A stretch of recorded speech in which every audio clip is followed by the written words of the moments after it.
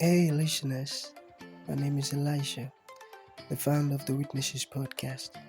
It's so beautiful to have you listening to our podcast. And I want you to know something that means a whole lot to me. Thank you for tuning in. And one thing I love to tell all of our listeners is it's not just about you listening, but listening to understand. Understanding is the most important thing. So important. So, you have to listen, learn, and practice. Thank you so very much and happy listening. Hi, Alan. It's so nice to have you on the show. How are you doing today? I'm doing outstanding. Thank you, Elijah. That's so good. Okay, Alan, oftentimes I love to talk about the essence of this show, which is to invite amazing guests, amazing guests like Alan to come talk to us about their triumphant stories. Because we believe that in our audience, there might be someone or some people who are stuck up in a situation that Alan came out of triumphantly. So by those people getting to listen to you speak, they might actually pick an information from you that will lead to their transformation. So it's all about transforming lives by inviting the overcomers. We call them the overcomers, those who have triumphed over one challenges or another. Yeah. So Alan, within the next few minutes, let us get started with your story, the challenges that you faced, and how you overcame them. Then afterwards, I've got some one, two, three. Okay, beautiful questions for you. All right, Alan, over to you. All right. Okay. Well, mine was a kind of an untraditional start, but I managed to do the thing, the American dream, if you will. I went to college, paid my way through college, worked my way through college, got a good job, and really got to a point where my career was exactly where you want to be. I was a vice president, C-suite of a Fortune 500 company at age 39. And so you would think, okay, well, that's the dream, right? You're right where you want to be. Unfortunately, though, I was unhealthy, I was overweight, I was unfit, and I felt like so much of my life had just been lost for this dream.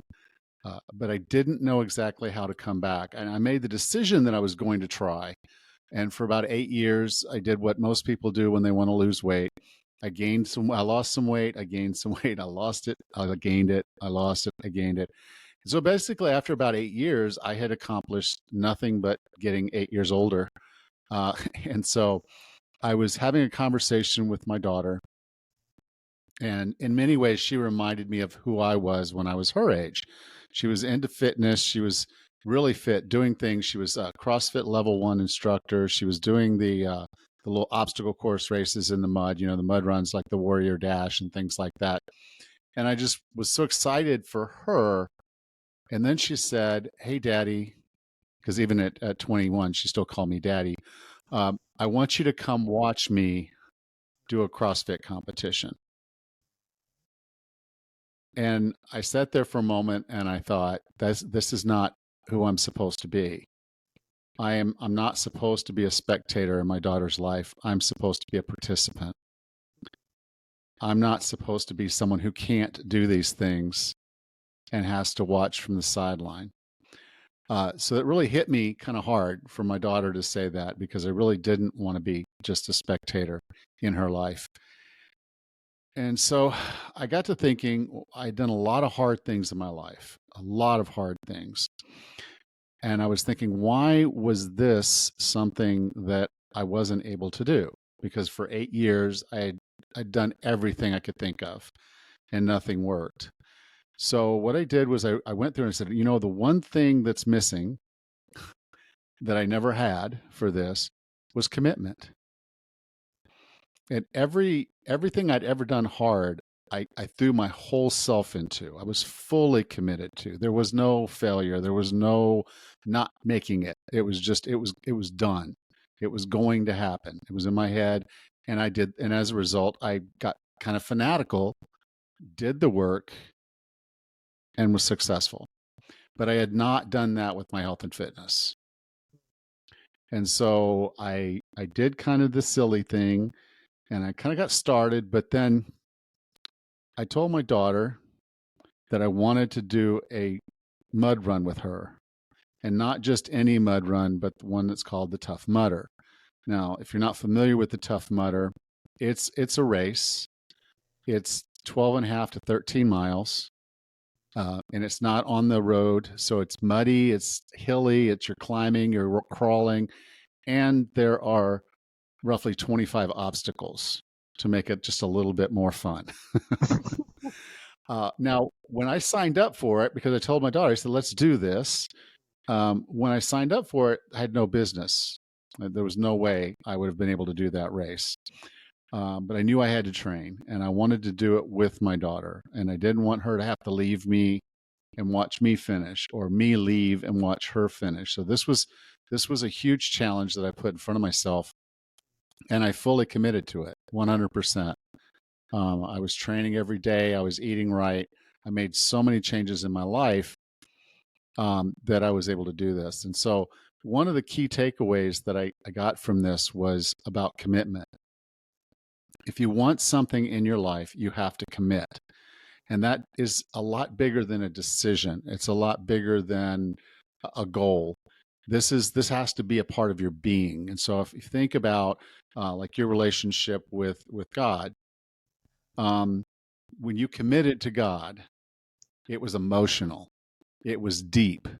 It became the most important thing in your life. You have to look at your body. You have to look at your health. You have to look at the things that are important to you and your family and what you need to be. And you have to apply that same level of commitment. It has to be deep and emotional, and it has to be real, and it has to be the vision. You have to know where you're going, what it's going to look like, what it's going to feel like, and you have to do it with all you have. And so I was able to lose 66 pounds of fat, gain 11 pounds of muscle, and complete a Tough Mudder with my daughter. And there's a few moments in my life that I look back on and say, this was a magical moment. One of them was when she was born, and she wrapped her fingers around my pinky. Okay. The second one was me walking her down the aisle not too long ago, and giving her hand in marriage. And number 3 on that list is holding her hands, crossing the finish line of a Tough Mudder after we had both done this 12 and a half, 13-mile mud run with 25 obstacles in a time nobody thought we could, but it didn't matter what our time was. We finished, and we finished together. I didn't slow her down. And just crossing that finish line with her is a magical moment. And you deserve magical moments in your life, but you have to commit to the change that makes that possible. And that's really the magic of what I'd say from my story, is just knowing that I made the commitment, I did the thing, and I got the reward. Beautiful. Your story is such a very inspiring one. I love it. I really do. Okay, shall we begin with the questions now? Are you ready? Absolutely. I'm looking All forward to right. those beautiful questions. Beautiful. Okay, most of us get motivation wrong. So now I'm asking you, what can we do to fix that? You get that? Okay. Yeah. Yeah. This is an important one, because most of us will say, okay, we're recording this on a Wednesday, but someone wants to change their health and fitness. So they'll say, okay, I'm going to start on Monday. Okay. They're not starting today. They're not starting on Thursday. They're going to start on Monday. Okay. That's cool. And then they're going to go out and say, well, what I expect is for motivation to be there Monday morning.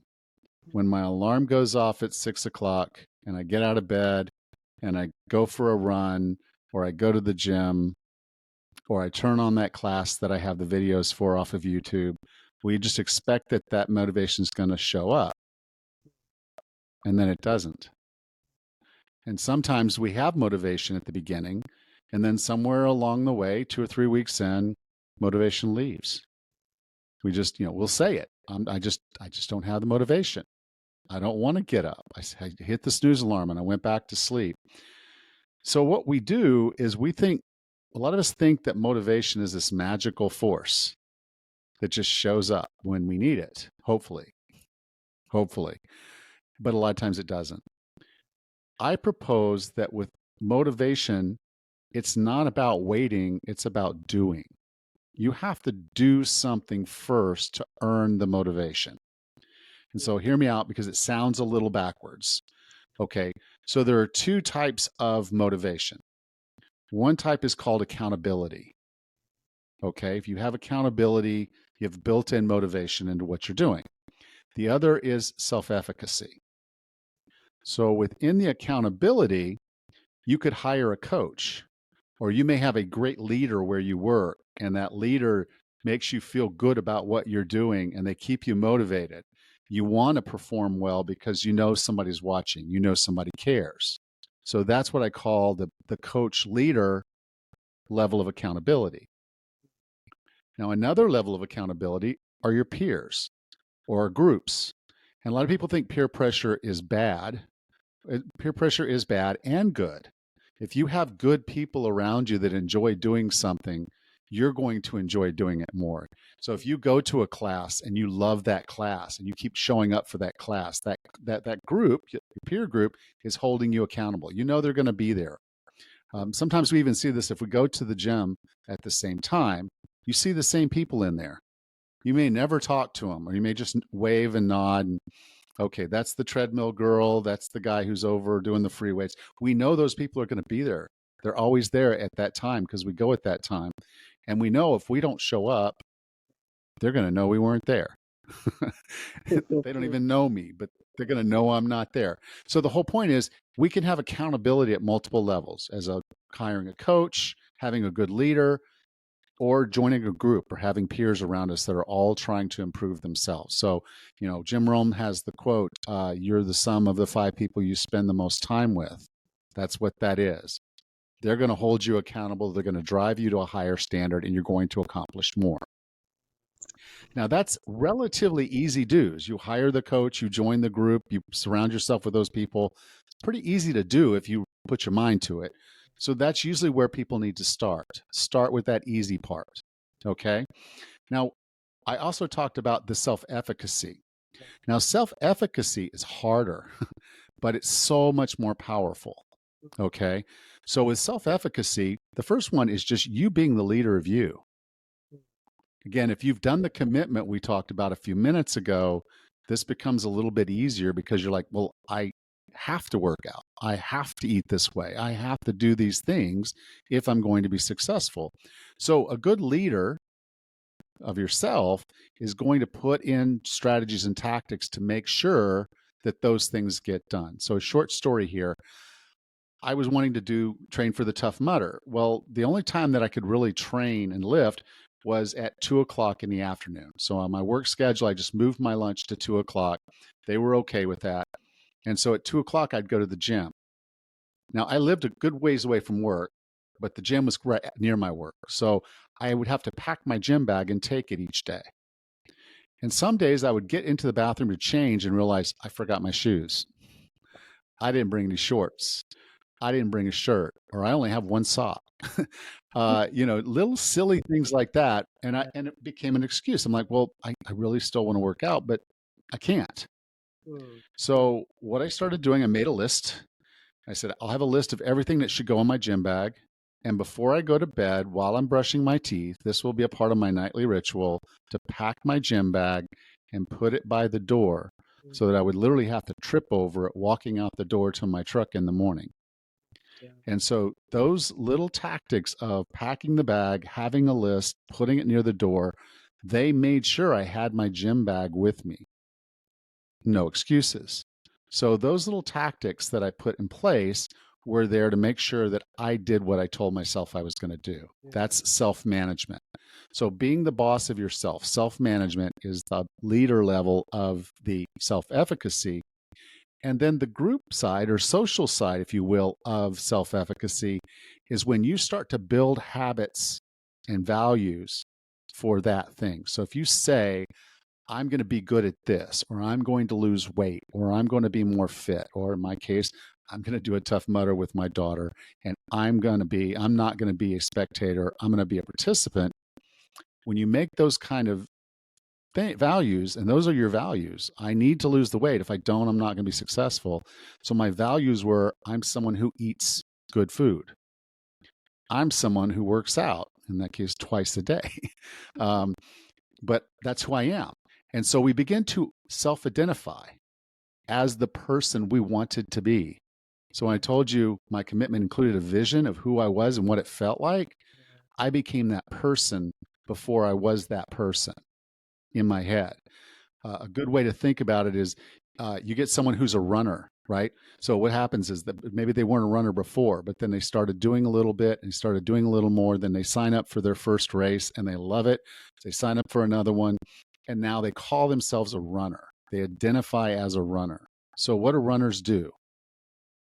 They run.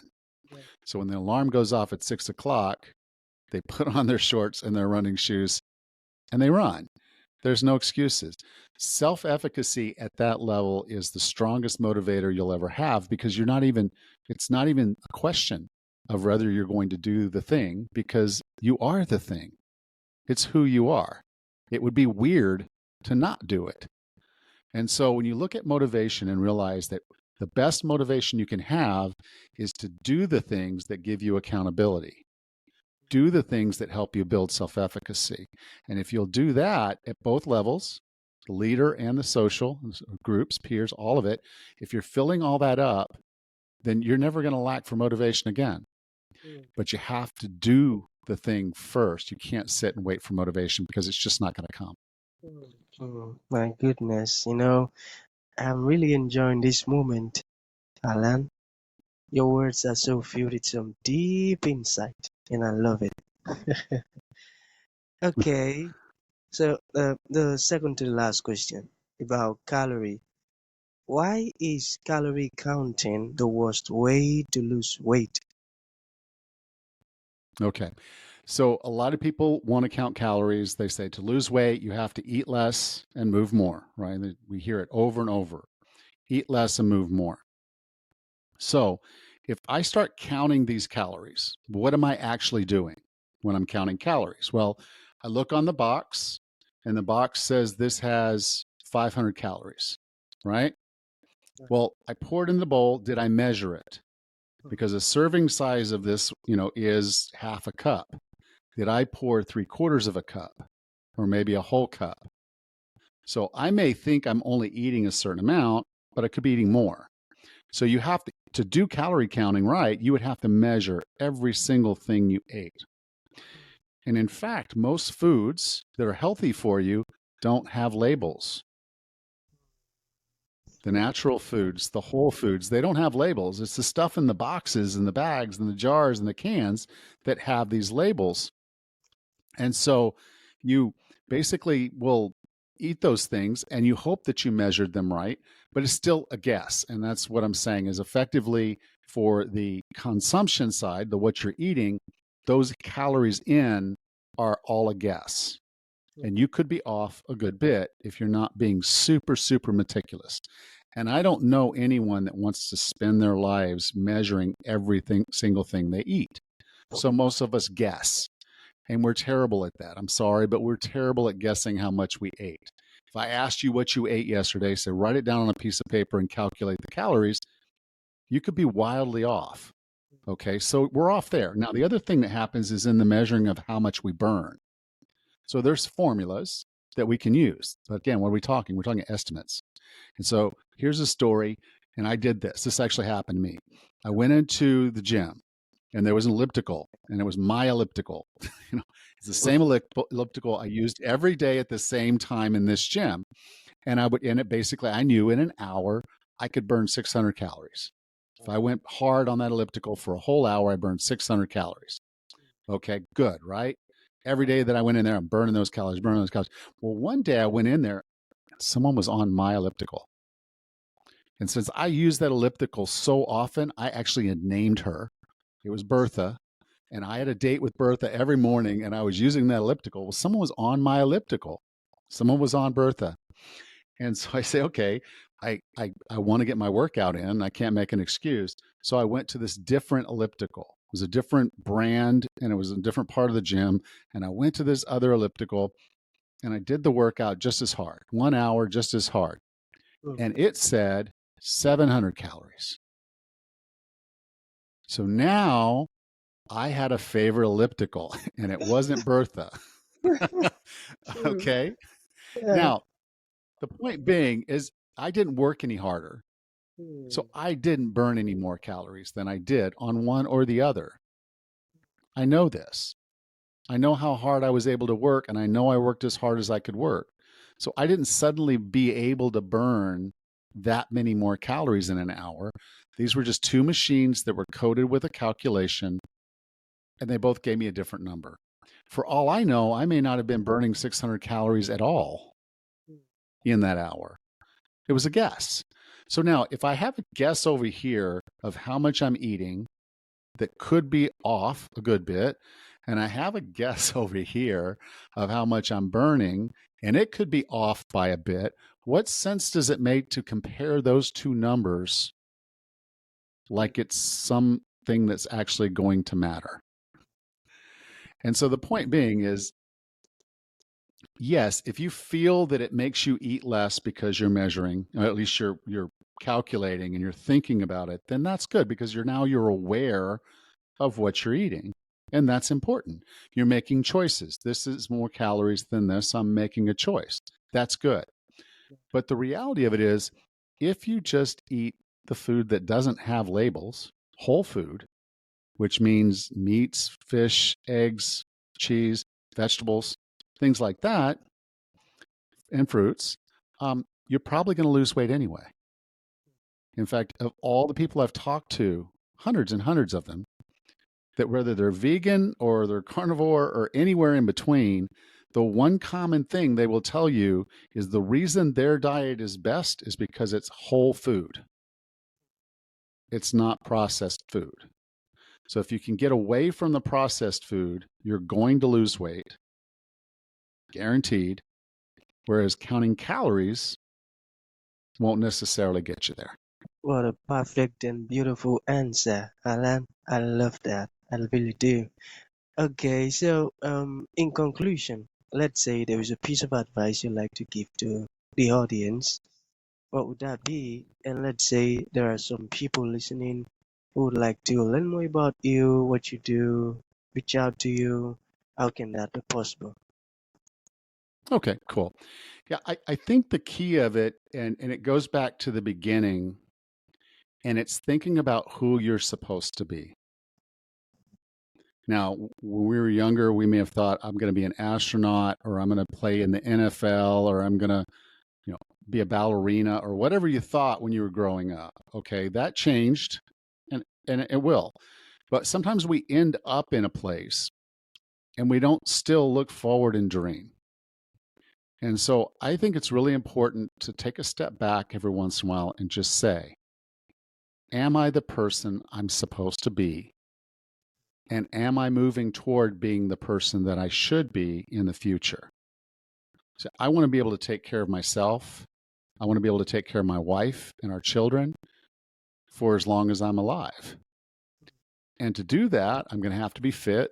I'm going to have to be capable. I'm going to have to be healthy.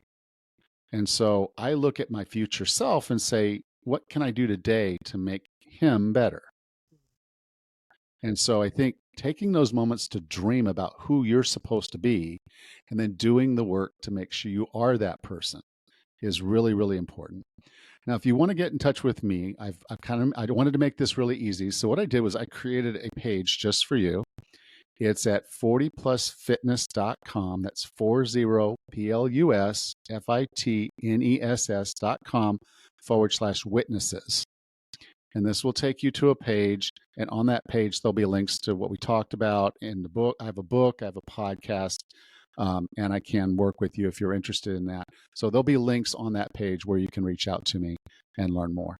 Thank you. Beautiful, beautiful, Alan. So that's going to be the end of the show. Thank you for your time. Thank you for honoring the invite, Alan. It means a whole lot. Thank you. I appreciate you. Thank you. Thank you for tuning in to this incredible episode. Your support means the world to us, and we truly value you. We look forward to having you join us for the next episode. If you enjoyed what you heard, please consider rating and reviewing us on Apple Podcasts. Your feedback is greatly appreciated.